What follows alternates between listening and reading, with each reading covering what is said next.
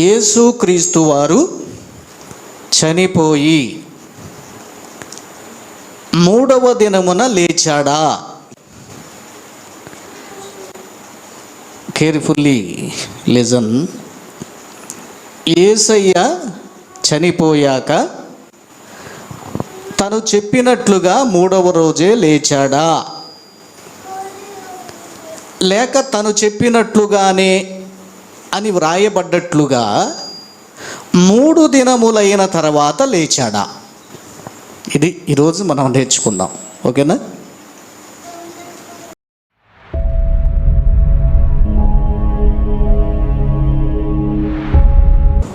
Christian rights అనే ఈ మన ఛానల్కి స్వాగతం, సుస్వాగతం. ఈ మన 2వ ఛానల్ని తప్పకుండా వీక్షించండి. మీకు నచ్చితే లైక్ చేయండి, ఇతరులకు కూడా షేర్ చేయండి. అప్పుడప్పుడు చర్చి వర్తమానాలు, అద్భుతమైన సజీవ సాక్ష్యాలు, వార్తా విశేషాలు కూడా ఈ మన ఛానల్లో ప్రసారం అవుతున్నాయి. Thank you. God bless you.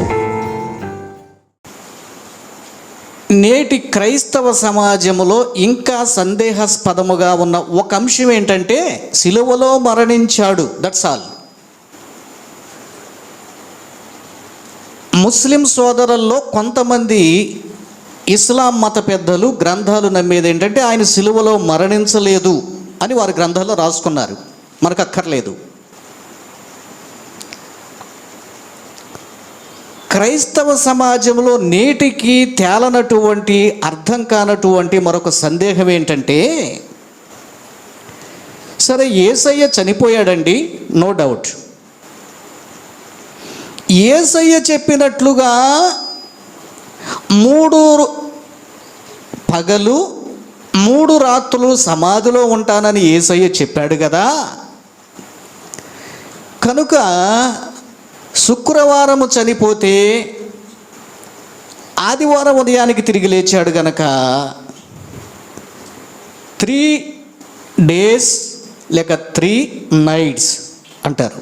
3 పగళ్ళు 3 రాత్రులు కావు కదా అని ఒక పెద్ద ప్రశ్న ఈ రోజుకి క్రైస్తవ సమాజంలో మిగిలిపోయి అలాగే ఉండింది. జాగ్రత్తగా వినండి. ఈరోజు దాన్ని మనం ఛేదించే ప్రయత్నం చేద్దాము. నేను మీకు నేర్పించుకుంటూ వస్తున్నది ఏంటంటే, మీకు చాలాసార్లు చెప్పాను,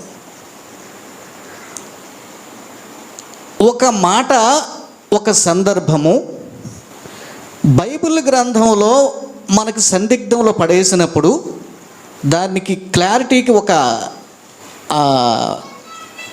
ఒక నిర్ణయానికి రావాల్సి వచ్చినప్పుడు మనకి సాక్ష్యము కావాలి అని చెప్పాను. బైబిల్లోనే సాక్ష్యము కావాలి. ధర్మశాస్త్రములో ఒక విషయాన్ని నిర్ణయించి తీర్పు తీర్చాలంటే తప్పు చేశాడా, రైట్ చేశాడా అని చెప్పడానికి 3 సాక్షులు కావాలి. ఎంతమంది కావాలి? 2 సాక్షులైనా చెప్పాలి. అప్పుడు అది నిజమని దాని గురించి తీర్పు తీర్చండి అని ధర్మశాస్త్రంలో ఉంది.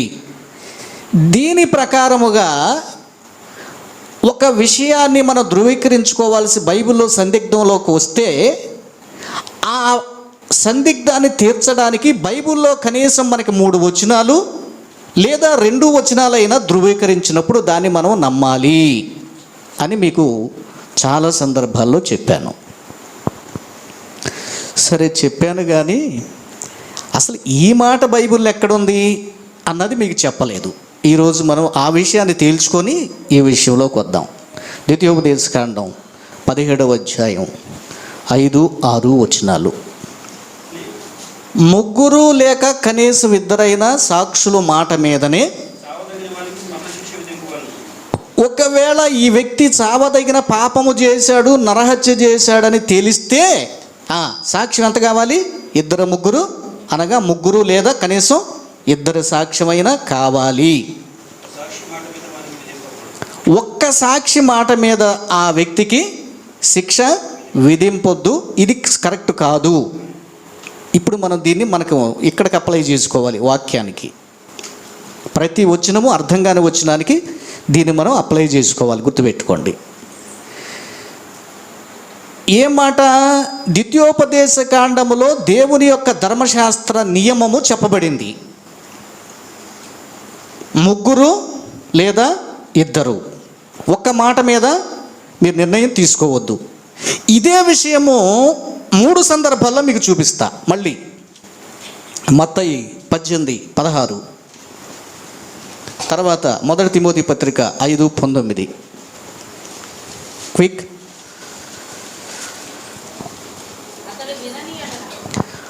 ఒక వ్యక్తి ఆ విషయాన్ని వినకపోతే 2-3 సాక్షుల నోట ప్రతి మాట స్థిరపరచబడినట్లు ఒకరిద్దరిని వెంట పెట్టుకొని అతని యొద్దకు పొమ్ము. ఇక్కడ కూడా మనకు ఒక సాక్ష్యం ధృవీకరిస్తూ ఉంది. ఒక వ్యక్తి సంఘములోనో సమాజంలోనో కుటుంబములోనో మాట వినకపోతే, సక్రమముగా నడుచుకోకపోతే ఏం చేయాలి? 2-3 సాక్షులు కావాలి. ఆ రీతిగా మీరు చెయ్యండి అంటూ ధర్మశాస్త్రములో చెప్పబడ్డ సంగతి సువార్తల్లో కూడా చూస్తున్నాం. మనకి ఇంకెక్కడ ఎవిడెన్స్ కావాలి? పత్రికలో కూడా కావాలి. చదవండి. 2-3 సాక్షులుంటేనే కానీ అది ఒక వ్యక్తి మీద, లేకపోతే ఒక పెద్దండి మా సంఘంలో, ఏమండి మా సంఘంలో పెద్దండి, పెద్దే కానండి ఇంటికి వెళ్ళిపోయిన తర్వాత బీడీలు తాగుతాడండి అన్నాడు అనుకోండి. మన ఫర్ ఎగ్జాంపుల్ చెప్తున్నాను. సంఘ పెద్దేనండి ఇంటికి వెళ్ళిపోయిన తర్వాత ఏదో మందు తాగుతాడండి అని ఎవరో నేరారోపణ చేశారనుకోండి. ఫర్ ఎగ్జాంపుల్ చెప్తున్నాను. అప్పుడు ఏం చేయాలి? సాధారణంగా ఆ పెద్దరికాన్ని ఆ సంఘము క్యాన్సిల్ చేయాలి. అంటే ధృవీకరించాలి. అవును ఇతను తప్పు చేశాడు, ధృవీకరించాలి. అయితే ఎట్లా? ఒక మనిషి చెప్పాడు అయితే నమ్మొద్దు. మరి ఎట్లా? 2 చెప్పాలి, 3 చెప్పాలి, లేదా కనీసం 2 స్టేట్మెంట్ చెయ్యాలి. గుర్తుంచుకోండి. హల్లెలూయా. మీకు అర్థమైందండి? ఏముంది? మళ్ళా వన్స్ అగైన్.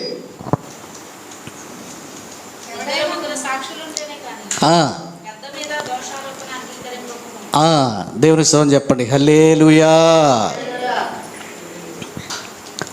మీకు ఇప్పుడు అర్థమైందా? నేను ఎప్పుడు చెప్పే మాటకి ఈ వాక్యాల ఆధారం చేసుకొని మీకు చెప్తానన్నమాట. 2 లేదా 3 కావాలి. అట్లాగే ఒక వచనాన్ని ఇలా జరిగిందా, ఎలా జరిగింది అనేది తేల్చుకోవాలంటే మనం ఖచ్చితంగా ఏం చేయాలి? ఇలాగనే దీని ప్రకారముగానే ప్రతి వచనాన్ని టాలీ చేసుకోవాలి. సరే, దీనిలోకి వచ్చేది ఇంకొకటి 2 మాటలు కూడా చెప్తాను.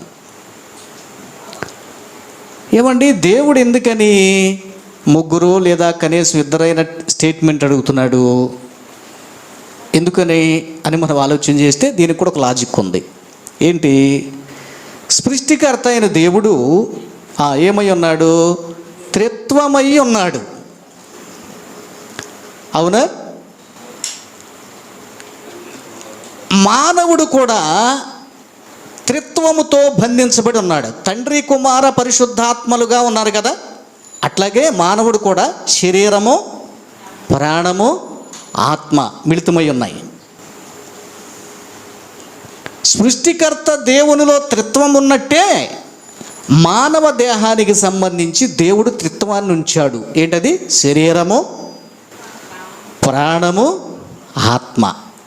ఇక్కడ విషయం ఏంటంటే పరలోకమందున్న సృష్టికర్త త్రిత్వము విడిపోతుంది. అంటే త్రిత్వమయ్యున్న వారిలో పరిశుద్ధాత్మ భూమి మీదకి వచ్చి వెళ్ళొచ్చు, పరలోకం వెళ్ళొచ్చు. యేసయ్య భూమి మీదకి వచ్చి శరీరంతో పుట్టి యేసుగా ఉండి మరలా తిరిగి వెళ్ళాడు. లేదా 3గా కూడా వారు అగుపించిన సందర్భం బైబిల్లో చూస్తాం. అంటే క్రియేటర్ అయినటువంటి ఆయనలో ఉన్న త్రిత్వము అది వెలుపలికి వెళ్ళగలదు, మరలా తిరిగి ఏకం కాగలదు. మరి మన విషయం ఏంటి? మన విషయం అలా కుదరదు. మనలో ఉన్న త్రిత్వం గనక శరీరము, ఆత్మ, ప్రాణం ఏ ఒక్కటి బయటికి వెళ్ళి వస్తారంటే మిగిలిన రెండు చచ్చి ఊరుకుంటాయి. అదే అంతే కదా. ఆత్మ బయటికి వెళ్ళి వస్తానంటే దేవుని చిత్తం లేకపోతే అయిపోద్ది. ప్రాణం బయటికి వెళ్ళి వస్తానంటే దేవుని చిత్తం లేకపోతే అయిపోవటమే. అయితే కొందరు ఆత్మవశులైరి అని చదువుతాం. అది దేవుని చిత్తములో వారి యొక్క ఆత్మ దాని నుంచి విడగొట్టబడి పరలోకం వెళ్ళొచ్చినట్లుగా వారు రాస్తారు. అది దేవుని ఇష్టమైతే అలా జరిగింది బైబిల్లో. దీనికి ఒక ఎవిడెన్స్గా బైబిల్లో ఈ యొక్క త్రిత్వానికి ఉన్నటువంటి విశిష్టత అని మనం పరిశీలన చేస్తే మొదటి యోహాను పత్రిక 5వ అధ్యాయము 7వ వచనం. త్వరగా రాసుకోండి, లేకపోతే చదవండి. బైబిల్ చూసేవాళ్ళు త్వరగా చూడండి. సాక్ష్యం ఇచ్చేవారు ముగ్గురు, అనగా ఆత్మ, నీళ్లు, రక్తము. హల్లెలూయా. ఎగురుచున్నది విజయ పతాకం, యేసు రక్తమే మా జీవిత విజయం. ఎగురుచున్నది విజయ పతాకం, యేసు రక్తమే మా జీవిత విజయం. రోగ దుఃఖ వ్యసనములను తీసివేయును, సుఖ జీవనం చేయుటకు శక్తినిచ్చును. చాలండి. హల్లెలూయా. ప్రియులారా, సాక్ష్యం ఇచ్చేవారు ముగ్గురు. ఎవరంట? ఆత్మ, నీరు, రక్తము. చక్కగా అర్థం చేసుకోండి. ఇవి అన్ని కాలాలకి ఉపయోగపడే మాటలు ఇవి. ఆత్మ అనగా తండ్రి, నీళ్లు అనగా పరిశుద్ధాత్మ, రక్తము అనగా యేసుక్రీస్తు వారికి గుర్తు. రక్తము చిందించింది ఎవరు? యేసయ్య. నీరు పరిశుద్ధాత్మ, ఆత్మ అనగా తండ్రి అయిన దేవుడు. ఇంకా ఈ మూడింటి గురించి బైబిల్ గ్రంథంలో ఒక విశేషత ఏంటి అని 1-2 మాటలు చూడదలుచుకుంటే, మత్తయి సువార్త 18:20 ఏముందంటే, తర్వాత కొరింథీ పత్రిక మొదటి పత్రిక 14:29 ఏముందంటే, ఈ 2 సంగతులు చూసి మన వాక్యాలకు వచ్చేద్దాం.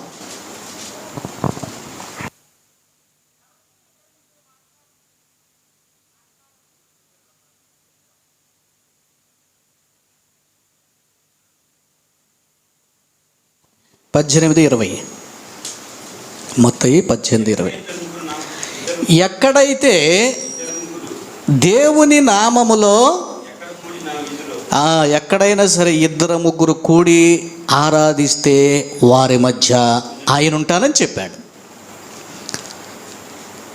తంబుర సితార నాదముతో యేసుని వేడగరారండి, 2-3 కూడిన చోట ఉంటానని నా యేసుకే. హల్లెలూయా. చాలండి. అంటే 2-3 యొక్క విశేషత. ఇంకొక మాట, సంఘములో ప్రవక్తలు ఉంటారు, పెద్ద పెద్ద సంఘాలు ఉంటాయండి. ప్రవచనాలు చెప్పేవారు ఉంటారు, హెచ్చరించేవారు ఉన్నారు, బోధించేవారు ఉన్నారు, కార్యక్రమాలు చేసేవారు ఉంటారు. అక్కడ కూడా ఒక సందర్భం ఏం రాయబడిందంటే, ప్రవక్తలు 2 లేక 3 మాట్లాడవచ్చు సంఘములో. అందుకనే 2-3 సందర్భాలుగా ఎవరికైనా ప్రసంగాలు ఇచ్చినప్పుడు 2 లేదా 3గా సందర్భాన్ని బట్టి సమయాన్ని బట్టి మాట్లాడడానికి ఒక విశేషత బైబిల్లో కనబడుతుంది. వాక్యం అందించడంలో, పరిచర్యలో 2-3 మాట్లాడవచ్చు సమయానుకూలంగా. ఒక విశేషం బైబిల్లో. 2-3 ఎక్కడైతే యేసయ్య నామములో కూడి ప్రార్థన చేస్తారో, ఆరాధిస్తారో, స్తుతిస్తారో, పండుగ చేసుకుంటారో వారి మధ్యలోకి ఆయన వస్తానని చెప్పాడు. అంటే 2-3 సాక్షులు. మొదట 2-3 ఏకీభవించి ప్రార్థిస్తే, అది కూడా బైబిల్లో ఉంటుంది. 2-3 మనం కలిసి ఏకీభవించి ప్రార్థన చేస్తే పరలోకమందున దేవుని వలన అది మనకి అనుగ్రహించబడునని కూడా ఉంటుంది. హల్లెలూయా. ఇప్పటి వరకు మనం ఏమి నేర్చుకున్నామంటే, బైబిల్ గ్రంథంలో ఏదైనా మనం ఒక క్లారిటీకి రావాలంటే, సందిగ్ధంలోకి మనల్ని పడేసినప్పుడు మనం ఏంటంటే 2-3 సాక్ష్యాలు వెతికి దాని ద్వారా సత్యమేంటి అన్నది అర్థం చేసుకోగలగాలి. ఇప్పుడు ఎందుకు ఈ మాటలన్నీ ఎందుకు చెప్తున్నానంటే, బైబిల్ గ్రంథంలో మత్తయి గారు కానీ, మార్కు గారు కానీ, లోకా గారు కానీ ప్రత్యేకముగా ఈ సంగతి చెప్పారు. ఏ సంగతి? యేసుక్రీస్తు వారు 3 దినములలో లేస్తాడు. ఒక సందర్భంలో 3వ దినమందు ఆయన లేస్తాడు అని లోకా క్లియర్గా చెప్పాడు. మార్కు ఏం చెప్పాడు మరి? ఇప్పుడు మార్కు చదవండి, ఆయన ఏం చెప్పాడు ఒకసారి చూద్దాం. 8వ అధ్యాయం 31.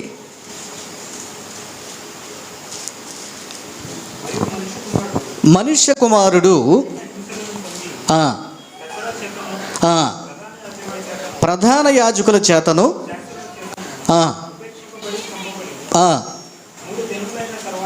3 దినములైన తరువాత లేచుట అగత్యము.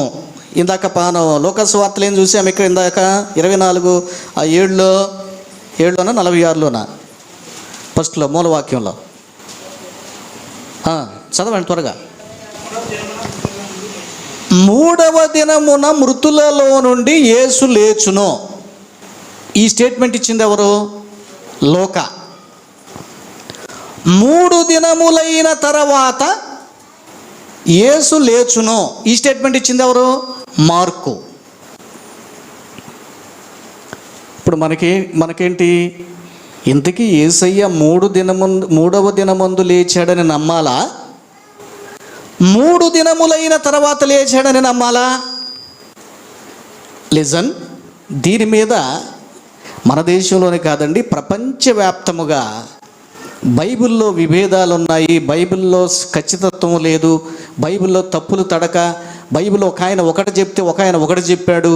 వీళ్ళంతా కల్పించి రాసుకున్నారు, ఇది సరైంది కాదు అంటూ ప్రపంచవ్యాప్తమైన విమర్శలు కూడా ఉన్నాయి. సరే, వాళ్ళు ఎందుకు విమర్శించారంటే యేసయ్య అంటే వాళ్ళకి ఇష్టం ఉండదు, పరిశుద్ధ గ్రంథమైన బైబిల్ అంటే వారికి ఇష్టం ఉండదు, నమ్మరు. అందుకని విమర్శిస్తూ రాశారు. కాబట్టి దాన్ని మనం పట్టించుకోవాల్సిన అవసరం లేదు. నేను అసలు ఒక టూకీగా చెప్తా. ఈ సందర్భాన్ని పురస్కరించుకొని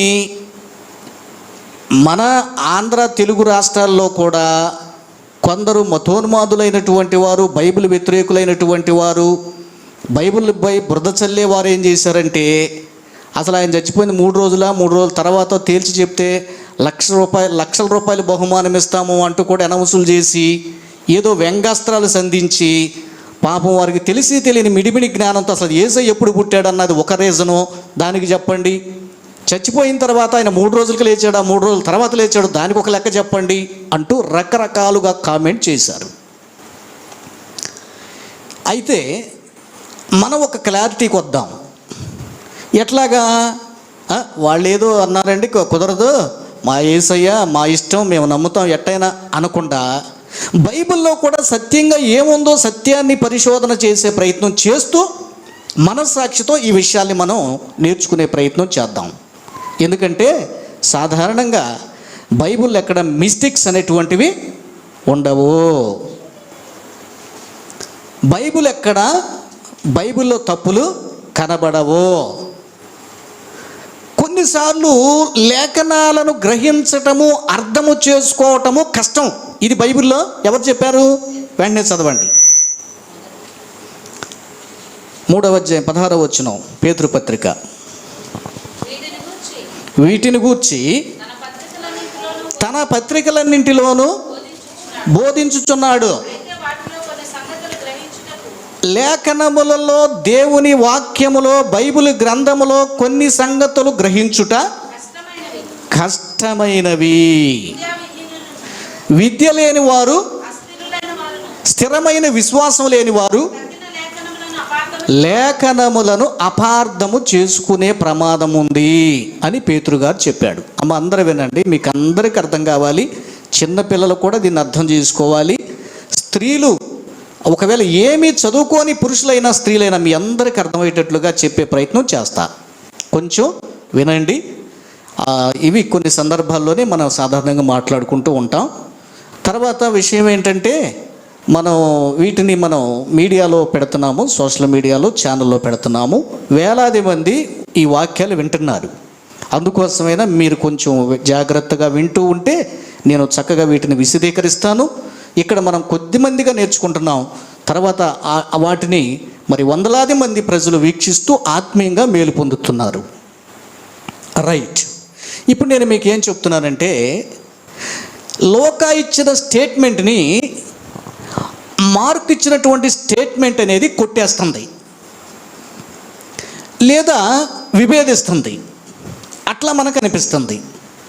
వినండి, 3వ రోజునే యేసయ్య లేస్తాడు అని ఒక ఆయన అంటే, అబ్బాయి కాదండి, 3 రోజుల తర్వాత యేసయ్య లేస్తాడు అని రాశాడు. దీన్ని బట్టి మనకేమనుకుంటున్నాము, అరే బైబిల్ ఏంటబ్బా వ్యత్యాసంగా రాసి ఉంది అనే ఖచ్చితంగా మనం భావిస్తాం, ఖచ్చితంగా క్రైస్తవులందరం కూడా.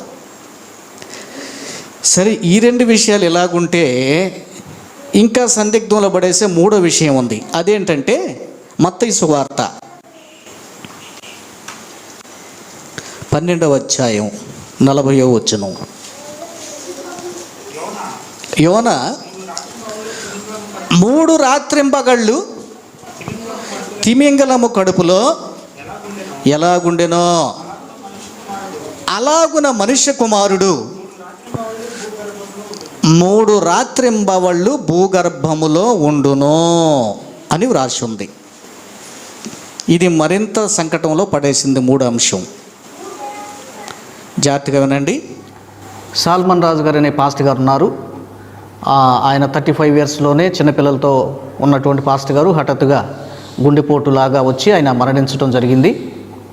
దీని విషయంలో మన క్రీస్తు విజయం ఛానల్ నుండి మనం అనౌన్స్ చేసినప్పుడు మరి చక్కటి హృదయంతో, ఒక మాటలో చెప్పాలంటే హెల్పింగ్ హార్ట్ కలిగి మీరు ఇతరులకు సహాయపడాలనే హృదయంతో మీరు ఇచ్చినటువంటి కానుకలు వెంటనే ఆ మొదటి విడతగా వారికి మనం హెల్ప్ చేయడం జరిగింది. ఒక 20,000 పాస్టర్ గారు ఏదో ప్రార్థన పెట్టుకున్నారు, జ్ఞాపకార్థ కూటం. ఆ రోజే నేను 20,000 వారికి పంపించడం జరిగింది.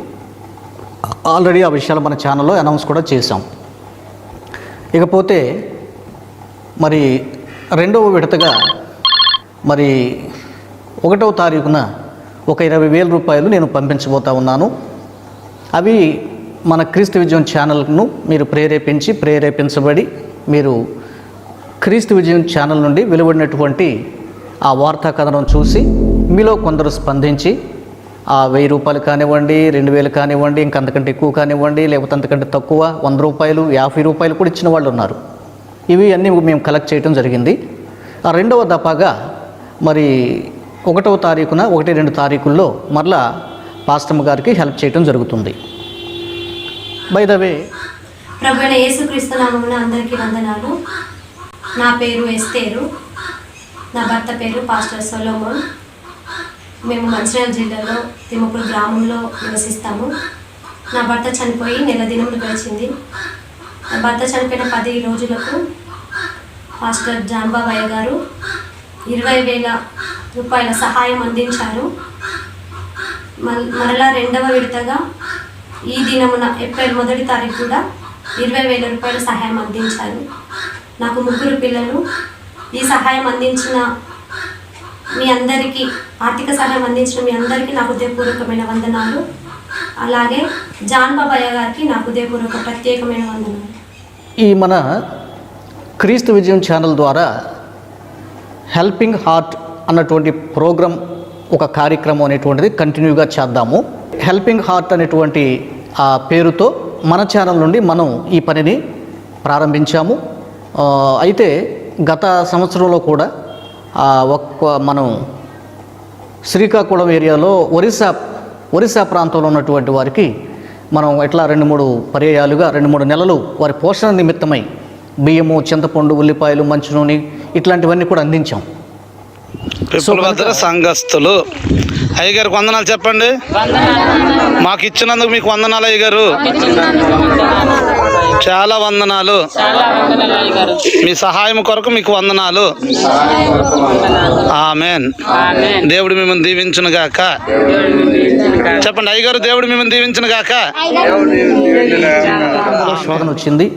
మరి చాలా భయానకమైనటువంటి పరిస్థితులు, ఇబ్బందికరమైన పరిస్థితులు వెలువడిన వెంటనే, నాకు తెలిసిన వెంటనే మరి మన ఈ యొక్క హెల్పింగ్ హార్ట్ ద్వారా క్రీస్తు విజయం ఛానల్కు మీరు పంపించినటువంటి కానుకల్లో నుండి వారికి కూడా ఒక 10,000 రూపాయల సహాయం అందించడం జరిగింది. సో గుర్తుంచుకోండి, ఈ కార్యక్రమం అనేది కంటిన్యూగా నిరంతరంగా కొనసాగిద్దాం. మీకు కలిగినప్పుడు ఇవ్వాలని మనసు వచ్చినప్పుడల్లా మీరు నెల కానీ కొంత మీకున్న దాంట్లో మన క్రీస్తు విజయం ఛానల్కి పంపిస్తూ ఉండండి. హెల్పింగ్ హార్ట్ అనేటువంటి పేరుతో మనం ఇలా ఇబ్బందుల్లో, కష్టాల్లో, బాధల్లో ఉన్న వారికి సహాయం చేద్దాం. ఓకే అండి. సో ఇది నిరంతర ప్రక్రియగా మనం చేయగలిగినంతకాలం కొనసాగిద్దాం. మీరు ఎవరైనా ప్రేరేపించబడితే మరి వెంటనే మన అకౌంట్ నెంబర్ ఉంటుంది కదా, 9908052040.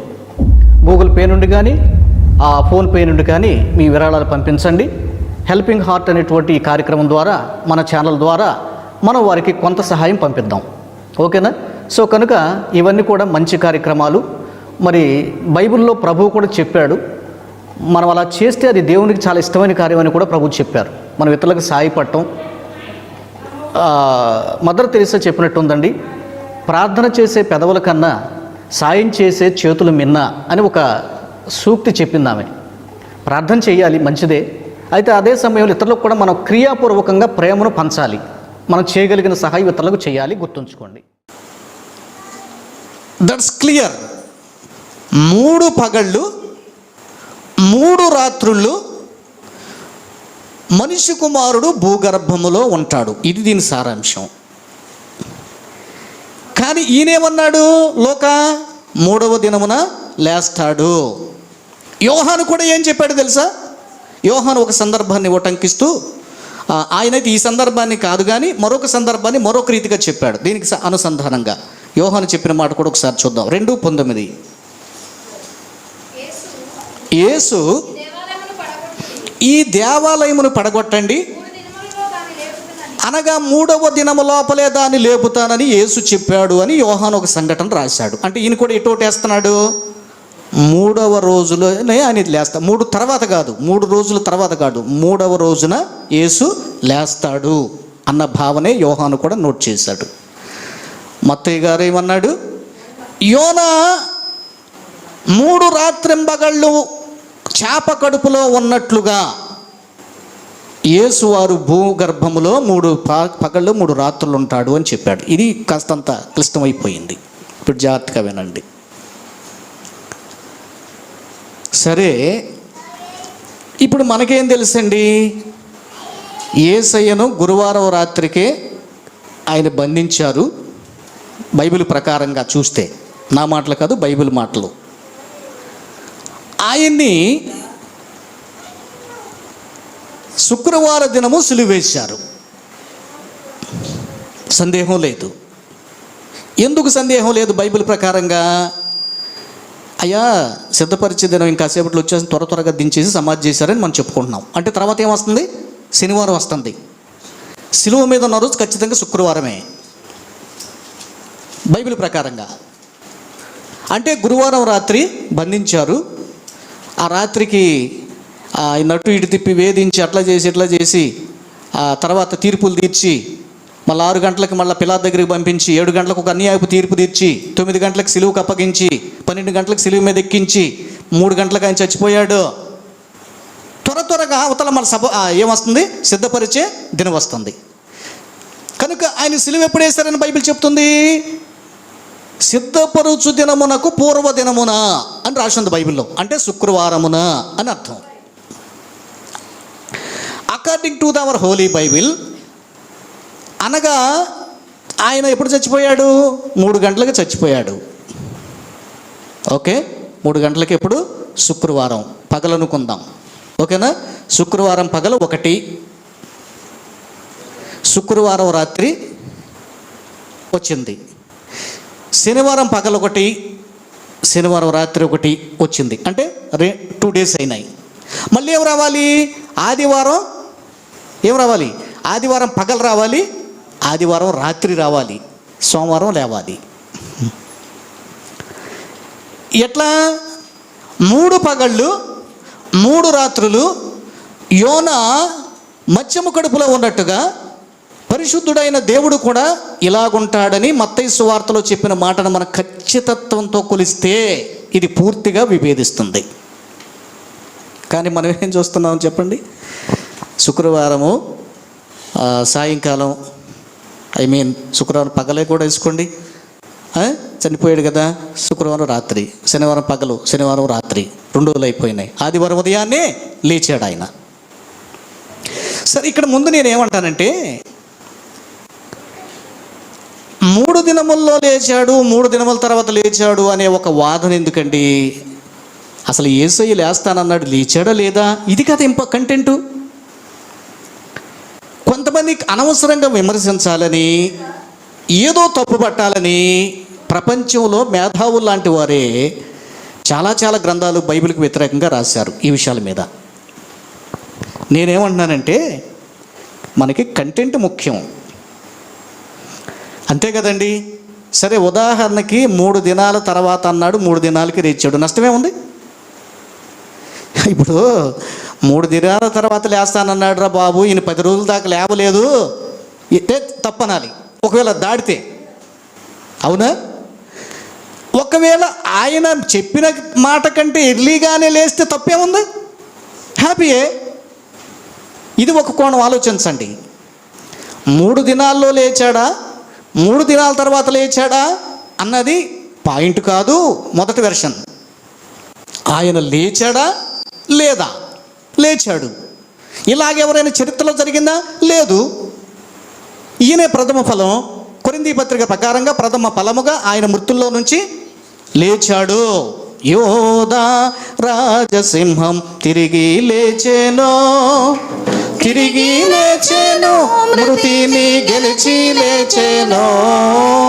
యోధా రాజసింహం యేసు ప్రభువే, యేసు ప్రభువే మృతిని గెలిచి లేచెను. యూదా రాజసింహం తిరిగి లేచెను. హల్లెలూయా. మొదటి వెర్షన్ గుర్తుంచుకోండి. లేస్తానని చెప్పాడు, ఆయన తిరిగి లేచాడు. 3వ రోజున లేచిన, 3 తర్వాత లేచిన, మొదటి రోజే లేచిన మనందరికీ సంతోషమే. ఎవరికైనా బాధ చెప్పండి రా? ఎవరికి బాధలు? క్రైస్తవులందరికీ సంతోషమే. మరి వాళ్ళకెందుకు బాధ? మీకు అర్థమైందా? ఇప్పుడు ఆయన లేస్తానన్నాడు, లేవకపోతే మనం బాధపడతాం. అయ్యో యేసయ్య చెప్పి ఇలా చేయలేదే అని బాధపడేవాళ్ళం. లేస్తానన్నాడు, లేచాడు. హల్లెలూయా. సరే, ఇది ఒక వెర్షన్. అయితే ఇక్కడ మీరు మరొక వెర్షన్ ఏంటంటే, మత్తయ్య గారు చెప్పినటువంటి మాట 3 సందర్భాల్ని ఓటంకిస్తూ చెప్పాడు. మీకు మరొక విషయం చెప్తున్నా, ఇక్కడ సరి చేసుకునే విషయం. ఎట్లాగంటే మత్తయ్య గారు ముందేం చెప్పాడు? 3 పగళ్ళు 3 రాత్రులు భూగర్భంలో యేసువారు ఉంటాడు అని చెప్పాడు. అదే మత్తయ్య గారు మళ్ళీ ఏం చెప్పాడు తెలుసా? 20:19 చదవండి ఇప్పుడు.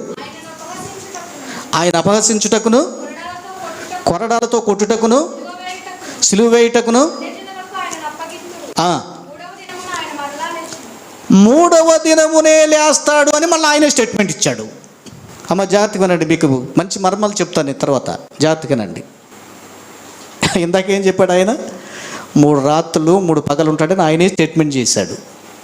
ఆయన మళ్ళీ ఇక్కడ ఏమన్నాడు? 3వ రోజున ఆయన లేస్తాడని చెప్పాడు. అంతటితో ఊరుకున్నాడా? ఇంకొక వచ్చి నుంచి కూడా చూడండి, 27:63.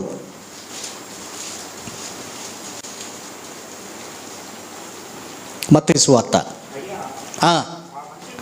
పిలాతు దగ్గరకు వచ్చి వాళ్ళు ఇలా చెప్పారని మనకు చెప్తున్నాడు.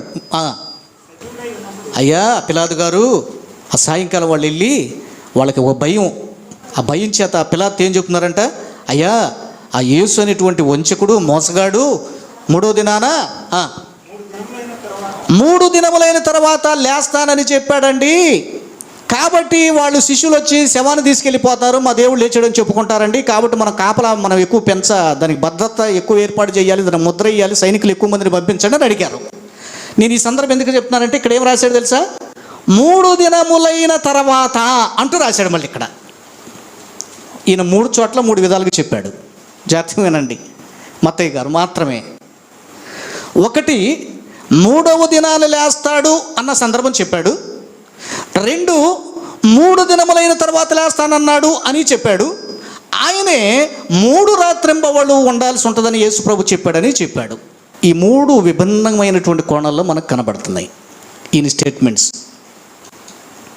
ఎందుకు ఇలా చెప్పాడో నేను చెప్తా తర్వాత.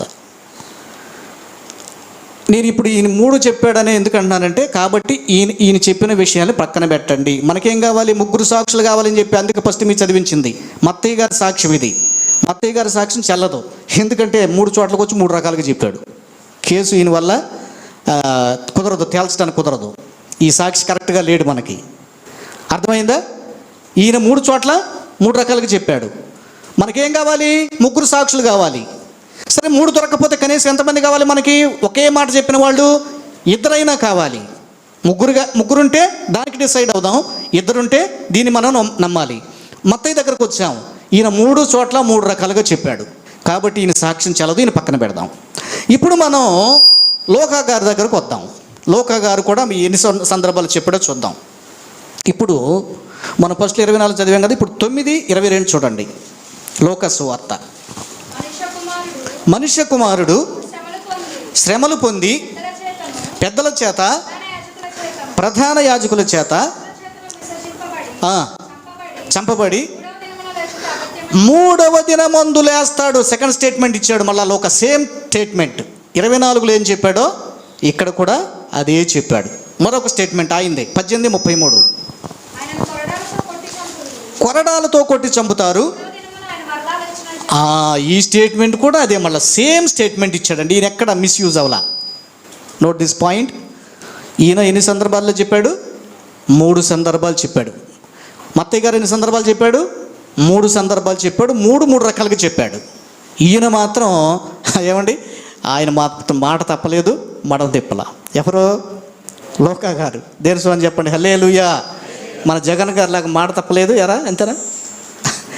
మాట తప్పలేదు, మడం తిప్పలేదు అన్నట్టుగా లోకా 3 స్టేట్మెంట్స్ ఒకే రీతిగా చెప్పాడు. ఏం చెప్పాడు? 3వ దినాన లేస్తాడు, 3వ దినాన లేస్తాడు, 3వ దినమందు లేస్తాడు. ఇప్పుడు మార్క్ ఎన్ని స్టేట్మెంట్లు ఇచ్చాడో చూద్దాం. ఆయన ఏమన్నాడు? మొదటి స్టేట్మెంట్లో 3 దినములైన తర్వాత అన్నాడు. ఇప్పుడు ఇంకొక స్టేట్మెంట్ చూద్దాం. ఆయనది 10:34 చూడండి.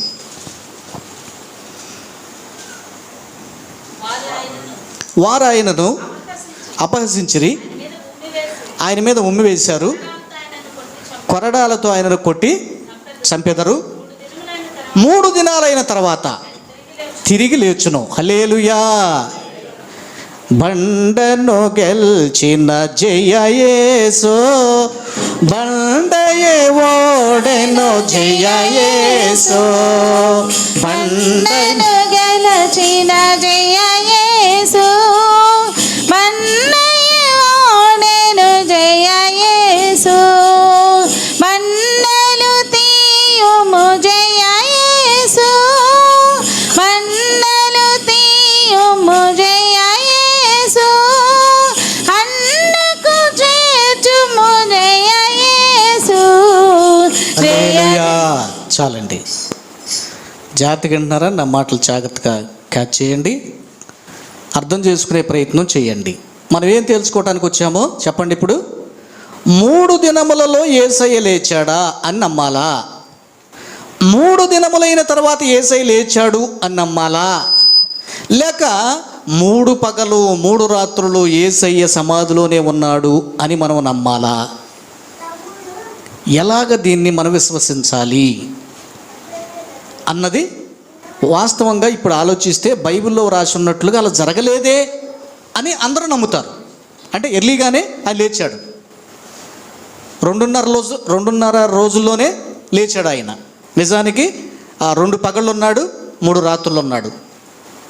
శుక్రవారం పగలు, శనివారం పగలు, శుక్రవారం రాత్రి, శనివారం రాత్రి, ఆదివారం ఉదయానికి లేచాడు ఆయన. సో దీన్ని బట్టి క్రైస్తవ సమాజంలో క్లారిటీ లేదు, ఏం తెలుసుకోవాలో అర్థం కాదు నిజానికి. సరే, టోటల్గా మన విశ్వాసం ఏంటి? మా యేసయ్య లేచాడు, దట్స్ ఆల్. అదే విశ్వాసం మనం ముందుకెళ్తున్నాం. కానీ ఇక్కడ ఒక సత్యాన్ని మీకు నేర్పించబోతున్నా. అంటే బైబిల్ తప్పు ఉందా ఈ విషయంలో? లేదు. ఎలా లేదో మీకు చెప్తా. ఇప్పుడు మార్కు గారు ఏం చెప్పాడురా? 3 దినములైన తర్వాత యేసు లేస్తాడు అని 2 స్టేట్మెంట్స్ ఇచ్చాడు. ఈయన కూడా మాట తప్పలేదు, మడం తిప్పలేదు. ఈయన చెప్పిన రెండు సందర్భాలు చెప్పాడు. రెండు సందర్భాల్లో కూడా తర్వాత 3 దినములైన తర్వాత లేస్తాడు అని చెప్పాడు. జాగ్రత్తగా ఏనండి. లోకా మాత్రం 3వ దినమందే లేస్తాడు అని చెప్పారు. గుర్తుంచుకోండి. ఇంకా మనం యోహాను జోలికి వెళ్తే ఆయన తటస్థంగా ఉన్నాడు ఒక విధంగా. కాకపోతే ఆయన ఏం చెప్పాడంటే దేవాలయ సందర్భాన్ని చెప్పాడు. ఆయన యేసు తన దేహం గురించి, ఈ దేవాలయాన్ని నేను పడగొట్టి 3వ దినమున లేపుతానన్నాడు అని చెప్పారు. 3 దినములలో అంటే ఈయన ఓటు కూడా ఎటుపడ్డట్టు 3 తర్వాత కాదు, 3వ దినమున అన్నదానికే ఈయన ఓటు వస్తుంది. మీకు అర్థమైందా? ఇప్పుడు మనం ఇక్కడ ఏం నేర్చుకోవాలి? ఫస్ట్ ఆఫ్ ఆల్ సాక్ష్యమును బట్టి ఫాలో అయితే 1 3 స్టేట్మెంట్స్ కూడా లోకా సువార్తలో బలంగా ఇచ్చినటువంటి దాన్నే మనం యాక్సెప్ట్ చేయాలి. ఎందుకంటే అక్కడ 3 వచనాలు మనకి ధృవీకరిస్తున్నాయి. వ్యక్తిగతంగా తీసుకుని వచనాల పరంగా చూస్తే 3 వచనాలు, ఎక్కువ వచనాల్లో 3వ దినాన లేస్తాడు అని ఉంది. అదే మనం నమ్మాలి. మార్కులో ఏముంది? 2 ఉన్నాయి, 3 తర్వాత లేస్తాడు అని. కాబట్టి పక్కన పెట్టచ్చు. మత్తయి ఏం చెప్పాడు? అది చెప్పాడు, ఇది చెప్పాడు. మీకు అర్థమైందా? అందుకని ఆయన పక్కన పెట్టాలి. టోటల్గా ఈ చర్చలో మనకు తేలింది ఏంటంటే ఈ వచనాలు దేన్ని ఎక్కువగా బలపరుస్తున్నాయంటే చెప్పండి, 3వ దినమునే ఆయన లేస్తాడు అన్నదాన్నే బలపరుస్తున్నాయి అని మనం ఒక నిర్ధారణకు రావాలి. సరే, 3వ దినానే లేస్తే మరి మార్క్ గారికి ఏమైందండి, ఆ మత్తయికి ఏమైందండి, 3 రోజులు అక్కడ ఉంటాడు కడుపులో యోనాను పోల్చి చెప్పాడు కదండి అన్న ప్రశ్న కూడా వస్తుంది ఖచ్చితంగా. అందులో సందేహమేమీ లేదు. సరే, గుర్తుంచుకోండి. మరలా నేను ఫైనల్గా ఈ విషయంలో చెప్పేది ఏంటంటే 3 రోజులకి మన యేసయ్య లేచినా పర్వాలేదు, 2 రోజులకి యేసయ్య లేచినా పర్వాలేదు, చనిపోయిన తర్వాత ఒకవేళ 1 రోజుల తర్వాత లేస్తాడండి అయినా పర్వాలేదు. మన దేవుడే దేవుడు, ఆయనే పరిశుద్ధుడు, ఆయనే లోక రక్షకుడు. క్రైస్తవ విశ్వాసం దీన్ని ఎవడు కదిల్చలేడు. హల్లెలూయా. కాకపోతే బైబిల్ మనం పరిశోధిస్తూ సత్యాన్వేషణ చేస్తున్నాం గనక ఎంతవరకు సత్యానికి దగ్గరగా ఉంది, ఇలాగా ఎందుకు ఒక వచనం క్లాష్ అవుతున్నాయి అన్నదే మనం చర్చిస్తున్నాం. ఇప్పుడు మీకు విషయం చెప్పాల్సింది ఏంటంటే ప్రియులారా, సాధారణముగా యూదులకు ఉన్నటువంటి ఒక వాడుక ఏంటంటే 3 రోజులన్నా 3 రోజుల తర్వాత అన్నా వారి దృష్టిలో ఒకటే అర్థం. ఇక్కడ మనం తేడాలో పడ్డాం. ఇప్పుడు ఏం చెప్పాను నేను, అంజమ్మ గారు? 3 రోజుల తర్వాత యేసు లేస్తాడు అన్నా, 3వ రోజు యేసు లేస్తాడన్నా యూదులకు అర్థం ఒక్కటే. మనకి కొంచెం భేదార్థం, శబ్ద భేదం ఉంది, అర్థభేదం మనకుంది. ఎట్లాగండి ఇట్లా మీరు మాటని తప్పించుకునే ప్రయత్నం చేస్తే అట్లాగని మనకు ఆధారం ఏంటి అని మీరు ప్రశ్న వేయచ్చు. నేనేం చెప్తున్నాను? మార్కు చెప్పింది రైటే, యోహాన్ చెప్పింది రైటే, లూకా గారు చెప్పింది రైటే, మత్తయి చెప్పింది కూడా రైటే, యోనాది కూడా ఎట్లాగో తర్వాతలో చెప్తా. వీళ్ళందరిది చూడటానికి విభేదిస్తున్నట్టుగా ఉన్నాయి, కానీ నో అందరూ చెప్పింది రైటే. ఎలాగ రైట్ అండి? ఇశ్రాయేలుకు ఉన్నటువంటి వారు పదప్రయోగాలు మనకు తెలుసు. ఆ హీబ్రూ భాషలో నుంచి పాత నిబంధన, ఆ తర్వాత వేరే వేరే భాషల్లోకి వచ్చింది. ఆ క్రొత్త నిబంధన గ్రీకులోకి వచ్చింది, తర్వాత ఆ లాటిన్ భాషని, ఆ తర్వాత ఇంగ్లీషు వెర్షన్లోకి వచ్చినాయి. ఆ ఇంగ్లీష్లో నుంచి ప్రాంతీయ భాషలో తెలుగు అన్న తమిళ ఇట్లా ప్రాంతీయ భాషలోకి వచ్చినాయి. దీన్ని ఏమంటారంటే లిప్యాంతరీకరణ అంటారు. లిప్యాంతరీకరణ అంటారు. అంటే ఒక వాడుక భాష నుండి మరొక వాడుక భాషలోకి లిప్యాంతరీకరణ జరిగింది. ఈ జరిగేటప్పుడు ఒక సాంప్రదాయాలు, అర్థభేదాలు కొన్ని వస్తాయి. మీరు ఎప్పుడైనా జాగ్రత్తగా చూస్తే తెలుగు బైబిల్లో కంటే ఇంగ్లీష్ బైబిల్లో అర్థం సహితంగా ఉంటుంది. ఇది వాస్తవం. కొన్ని పదాలకి మనకు తెలుగు బైబిల్ సింపుల్గా ఉంటుంది, కానీ ఇంగ్లీష్ బైబిల్లో డెప్త్గా ఆ మాట చెప్పబడుతుంది. ఇది ఇంగ్లీష్ చదివే వాళ్ళు ఎవరైనా ఉంటే, బైబిల్ ఫాలో అయ్యే వాళ్ళు ఉంటే వాళ్ళకి అర్థమవుతుంది. గుర్తుంచుకోండి, ఇంగ్లీష్ బైబిల్లో డెప్త్ ఎక్కువగా ఉంటుంది తెలుగులో కంటే. మన తెలుగులోకి వచ్చేటప్పటికి వీరు తర్జుమా ఒకవేళ రాసిన, నేను ఇప్పుడు మీకేం చెప్తున్నాను, 3 దినముల్లో అన్న, 3 దినాల తర్వాత అన్న, ఇశ్రాయేలీలు పాటించిన విధానం ఒక్కటే అని బైబిలే మనకి సాక్ష్యం చెప్తుంది. ఎలాగంటే మీకు ఒక ఉదాహరణ చూపిస్తా.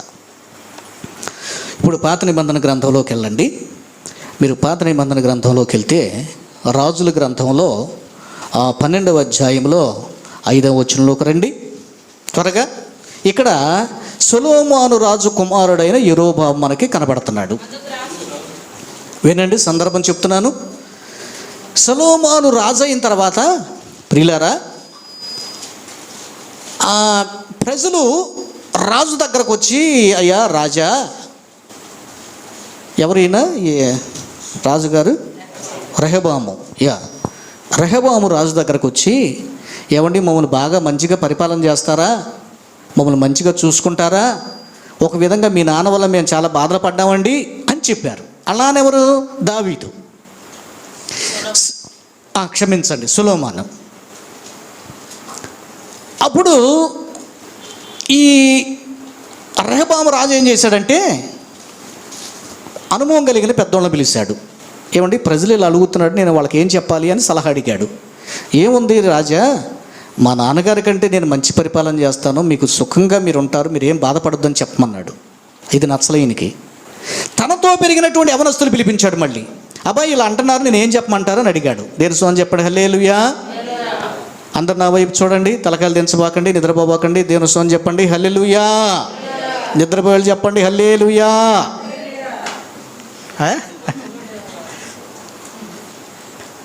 ప్రియులారా, వీళ్ళు ఏమన్నారంటే, రాజా నువ్వు పెద్దవాళ్ళు చెప్పినట్టుగా చెప్పబాక, ఏంటి వాళ్ళకి మనం అట్లా చెప్తే లోకం అయిపోతాము,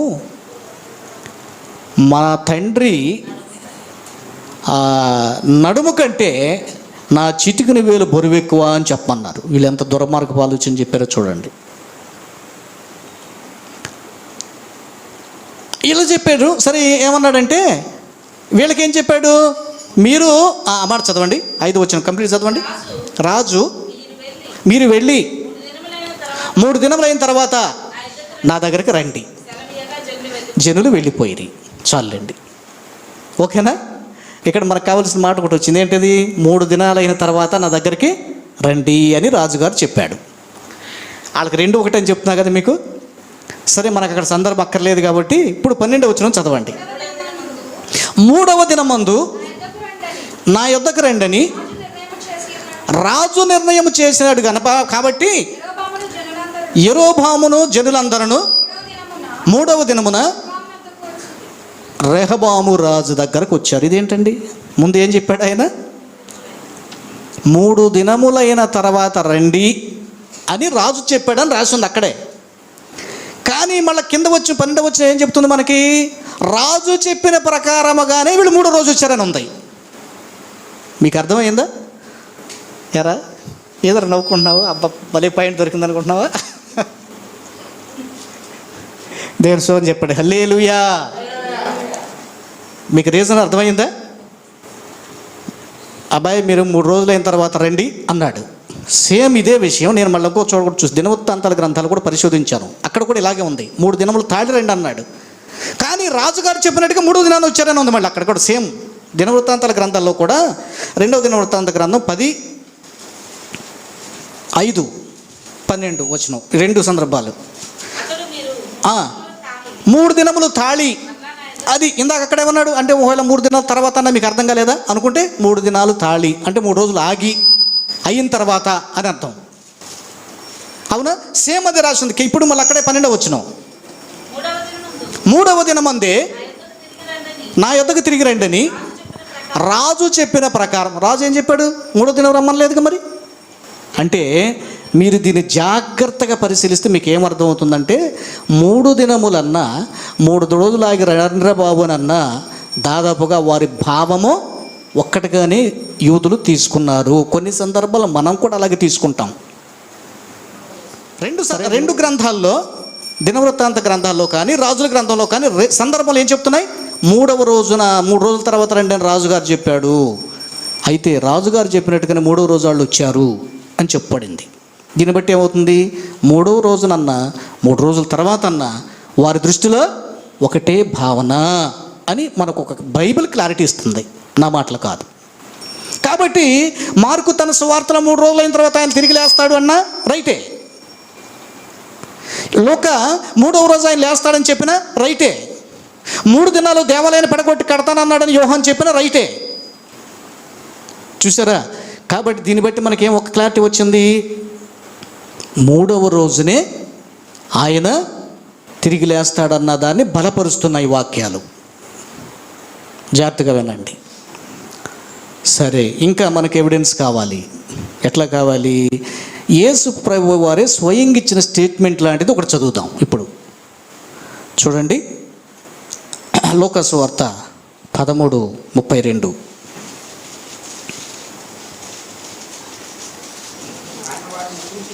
ఆయన వారిని చూచి, మీరు వెళ్ళి, రాంగ్ పెట్టానా? అదేనా?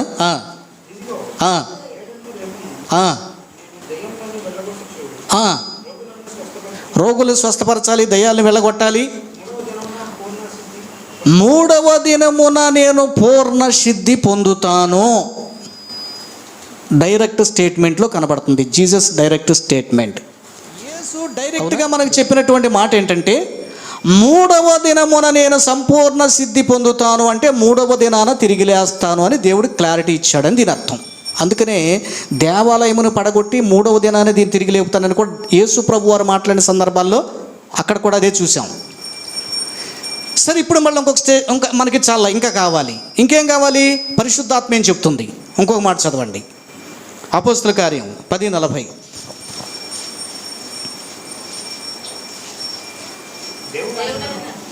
దేవుడు ఆయనను 3వ దినమున లేపెను. హల్లెలూయా. మరొక స్టేట్మెంట్, కొరింథీ పత్రిక 1వ పత్రిక 15, 3వ వచనం 4వ వచనం. క్రీస్తు మన పాపముల నిమిత్తము మృతి పొందెను, సమాధి చేయబడ్డాడు, లేఖనముల ప్రకారముగా ఎప్పుడు 3వ దినమున లేపబడెను. హల్లెలూయా. పరిశుద్ధాత్మ దేవుడిచ్చినటువంటి స్టేట్మెంట్స్ ఇవి. పత్రికల్లో యేసయ్య డైరెక్ట్గా ఇచ్చిన స్టేట్మెంట్లో 3వ దినాన తిరిగి లేస్తానని చెప్పాడు. అందుకనే శుక్రవారం ఆయన సిలువ వేశారు, శుక్రవారాన ఆయన్ని సమాధి చేశారు. క్యాజువల్గా ఒకరోజు అయిపోయింది. శనివారము సమాధిలో ఉన్నాడు, ఉదయం రాత్రి 2 రోజులు అయిపోయినాయి. 3వ రోజు అనగా ఆదివారం వచ్చింది. ఆదివారం నాడు 3వ రోజున ఆ ఉదయకాలంలో, అంటే వాళ్ళ లెక్క ప్రకారం సగం రోజు అయిపోయింది.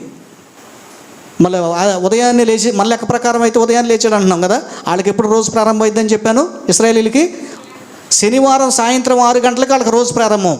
ఈయన ఎప్పుడు లేచాడు? ఇంచుమించుగా 4-5 గంటల వేళ, అంటే దాదాపుగా సగం రోజు అయ్యింది. ఆదివారం కూడా వాళ్ళకి సగం అయిపోయింది.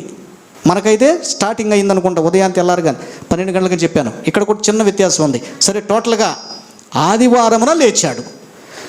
శుక్రవారం సమాధి, శనివారం సమాధి, ఆదివారం కూడా సమాధిలోనే ఉండి సమాధి నుంచి లేచాడు. 3 రోజులు. Very simple. శుక్రవారము, శనివారము, ఆదివారం. 3వ దినముందు ఆయన లేస్తాడు. 3వ దినమున నేను సిద్ధి పొందుతాను. చూసారా? 3వ దినమున లేఖనాల ప్రకారముగా మనిషి కుమారుడు తిరిగి లేస్తాడు. పరిశుద్ధాత్మ స్టేట్మెంట్. కాబట్టి యేసువారు 3వ దినమునే లేచాడు. 3 దినముల తర్వాత ఎందుకని వాడు పదప్రయోగం చేయబడిందంటే, వాళ్ళ వాడుక భాషలో 3 రోజులైనా 3 రోజుల తర్వాత అయినా ఒకే భావన కలిగి ఉంది అని మనం గ్రహించాలి. ఫైనల్లీ 3 దినాలు చేప కడుపులో ఉన్నాడు, 3 దినాలు మనిషి కుమారుడు ఉంటాడనేటువంటి మాట ప్రయోగించబడింది. దానికి మనం ఏం చూడాలంటే, ప్రియులరా, వాస్తవంగా సోదాహరణగా చెప్పబడ్డటువంటి మాటలు కానీ వాటిని భావించాలి. ఎట్లాగండి? నిజానికి మత్స్యము కడుపులోకి వెళ్ళిన తర్వాత మత్స్యము ఖచ్చితంగా ఆ ఉదయాన్నే మింగి రోజు లెక్కేసుకొని 1వ రోజు అయింది, 2వ రోజు అయింది, 3వ రోజు అయింది అని కక్కటం మింగటం చేసిద్దా? చేయలా. మేబీ సుమారుగా జరిగిందంతే. ఇప్పుడు మన మనిషి అయితే మనం ఒక రోజులు కౌంట్ చేస్తామండి. ఉదయాన్నే ఈ పని చేయాలి, ఖచ్చితంగా 3వ రోజు అయిన తర్వాత తీసుకెళ్ళి ఆయన అక్కడ వదలాలి అనుకుంటాం. మింగింది ఎవరు? మత్స్యం. సోదాహరణగా యేసుప్రభు వారి మాటల్ని మత్తయి రాశాడు. అందుకు ఏం రాశాడు? 3 రాత్రింబవళ్ళు ఉంటాడు భూమి గర్భంలో అని చెప్తాడు ఆయన. That's all. అయితే వాటిని మనం క్యాలిక్యులేట్ చేయడానికి కరెక్ట్గా కుదరదు. దాన్ని ఎట్లా చూడాలి? ఉరామరికగా రమారమి అనే మాట బైబిల్ ఎక్కువ వాడతాడు. సుమారుగా ఇలా జరుగుతుంది అని యేసుప్రభు వారు చెప్పినట్లుగానే మనం భావించాలి. కానీ పర్టికులర్గా చేప కనుక అదేదో ఖచ్చితంగా రోజులు లెక్కేసుకుని మింగింది తర్వాత కక్కింది అంటానికి లెక్క కట్టడానికి వీళ్ళు కుదరదు. కాబట్టి సరే, ఒకవేళ ఆ మాట అట్లా ఉంది అని అనుకున్నా మనం ఇందాకేమి నేర్చుకున్నాం? సాక్షులు మనకు కావాలి. బైబిల్లో దేనికి సాక్ష్యం ఎక్కువగా ఉంది? 3వ రోజునే లేస్తాడు అన్న మాటకే ఎక్కువ రిఫరెన్స్లు ఉన్నాయి. పరిశుద్ధాత్మ స్టేట్మెంట్ ఉంది, యేసయ్య స్టేట్మెంట్ ఉంది. సువార్తల్లో కూడా ఎక్కువ భాగాలు 3వ దినాన లేస్తాడనే బైబిల్లో ఉంది. అందుకని యేసయ్య శుక్రవారం 1 రోజు అయిపోయింది, శనివారం 2 రోజులు అయిపోయింది, 3వ రోజైన ఆదివారంలో ఆయన తిరిగి లేచాడు. దీన్ని మనం నమ్ముతాం. సో ముందే చెప్పాను నేను, మనకి 2 రోజులు వెనకైనా బాధ లేదు, 2 రోజులు ముందైనా బాధ లేదు. యేసయ్య తిరిగి లేచాడా లేదా అన్నదే మనకి ముఖ్యంగా చూడాలి. ఈ మాటలు ప్రభు మన వినికిల్లో దీవించుగాక. ఆమేన్. ప్రార్థన చేసుకుందాం.